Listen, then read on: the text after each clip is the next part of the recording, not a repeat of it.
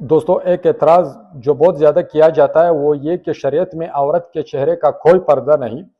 یہ مولوی کی طرف سے ایک پابندی ہے جو عورتوں کے اوپر لگائی گئی ہے. آج بھی کسی نے بطور بحث یہ سوال مجھ سے کیا کہ کیا آپ قرآن میں عورت کے چہرے کا حکم دکھا سکتے؟ تو میں نے کہا عصر کو آپ کتنی رکعت نماز پڑھتے ہیں؟ کہتے ہیں 4. تو میں نے کہا کیا قرآن میں آپ دکھا سکتے کہ عصر کی 4 رکعتیں؟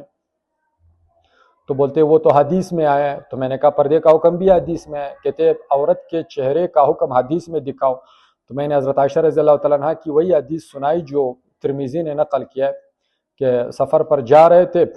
وہ کہتی ہے جب دوسرا قافلہ سامنے سے آتا، مرد آتے تو ہم اپنے دوپٹے لٹکا دیتے تھے چہروں کے اوپر، اور جب وہ قافلہ گزر جاتا تو ہم اپنا چہرہ کھول لیتی تھی. یہی سوال میرا ایک دوست جو فیس بک کے واسطے دوست بنا ہے، اسرار اللہ مسرور صاحب، شاید پنجاب میں پڑھتے ہیں، تو اس نے مجھ سے کیا، اور پھر اس نے میرے اس حدیث پر جو میں نے پیش کی اس کے اوپر یہ سوال بھی اٹھایا کہ اچھا جس قافلے میں حضرت عائشہ جا رہی تھی اس میں بھی تو اجنبی مرد ہوں گے، تو پھر دوبارہ کیوں کھولتی تھی؟ تو میں نے کہا وہ کجاوے میں ہوتی تھی.